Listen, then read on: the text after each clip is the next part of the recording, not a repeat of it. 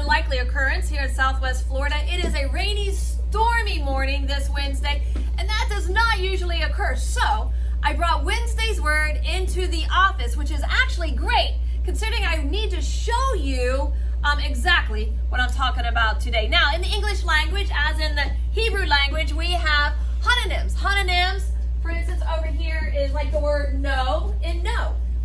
They both sound alike, they're spelled different, and they both have different meanings. For instance, two, two, and two. All three sound alike, and all three have different meanings. Well, this morning, the word or sounds alike, but also in Hebrew has two different meanings. But what I want to show you is how powerful this word hor is to not only creation, but to Cain and Abel, like we just talked about last week, and sacrifices as well. But in order for me to even go further with Cain and Abel, in order for me to even tell you more about sacrifices, we have to understand this word hor and what it means. Now, in Genesis 1, the first chapter of Genesis 1, the word light is 5 times, which 5 is the number for grace, which shows me that God has put grace right into the very beginning of creation.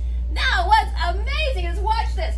So in Genesis 2:25, it says, "And they were both naked, the man and his wife, and were not ashamed." The word for naked is haram. Haram means to be bare, but it is also the root word aran is the same word for crafty and cunning and bare.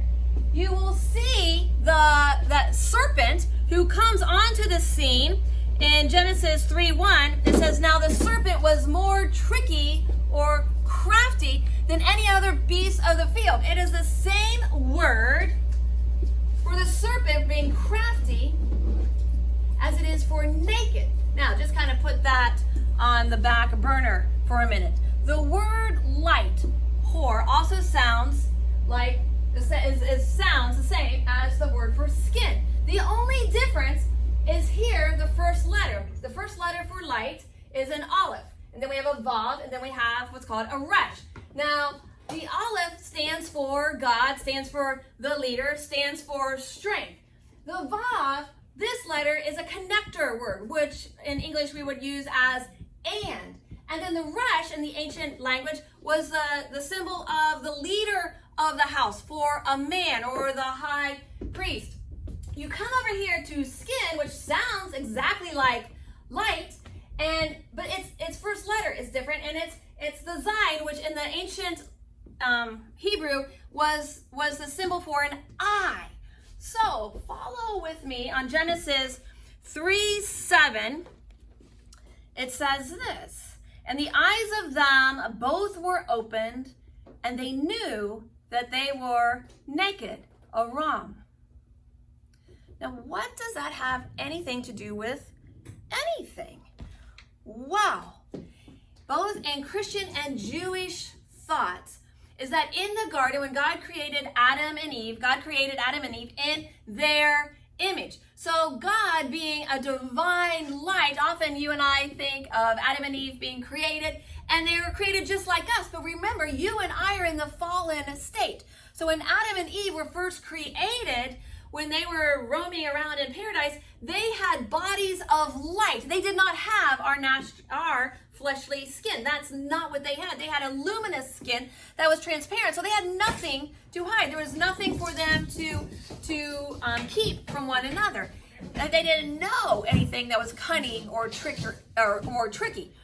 So what's fascinating is in this scripture in Genesis, when it says in Genesis 3:7, "And the eyes of them both were open." Now remember, this is the piece of scripture where Eve has just eaten the fig from the tree of garden, the tree of knowledge and evil. And immediately when she took that bite and her lips touched that delicate fruit, her eyes were open. So immediately then she gave to Adam, and Adam's eyes were immediately open. What does that mean?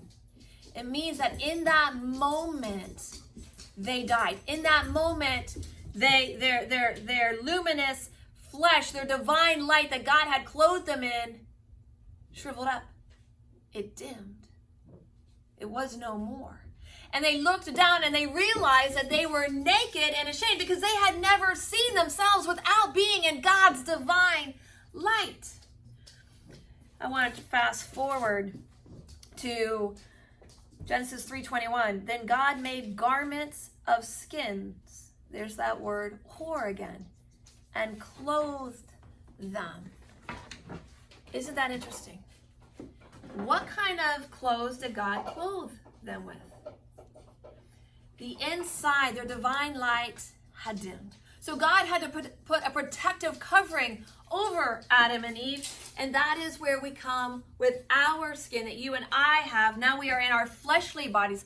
That's what that means. But God did not stop there. He then went on further and created a garment so that they could live outside of the garden. Remember, they didn't know life outside of the garden. They had only known perfection. So now, all of a sudden, in a blink of an eye, the world fell, which means now the elements also fell. So in the animals, they now turned one upon the other. And in a blink of an eye, everything turned upside down. So Adam and Eve are no longer, watch this, connected to the divine light. You see, the divine light spelled with an aleph, which stands for God. They were connected with a vav as a man. They were together. Now all of a sudden, when God has to put skin on them, the first letter of skin is a Zion, which means eye. Their eyes are open. So now when you and I look at our skins, our eyes are open to a fallen world. We now know good and evil just like God did when he created Adam and Eve. But the question I want to leave us with is something else. What did God use to clothe them with after he gave them skins? I'll let you know in the next slide.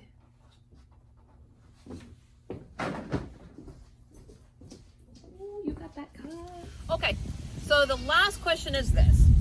The next part of that scripture is, then God clothed Adam and Eve. But what did he clothe them with? What kind of fur did he put on them? Remember, they're going out into the elements, so they had no idea the extreme heat and the extreme cold that would befall them.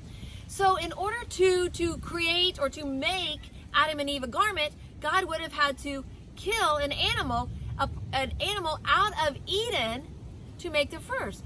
What animal did God choose? I have a theory. Stay tuned this Sunday for that theory. It's thundering and lightning. See you Sunday morning. Love you.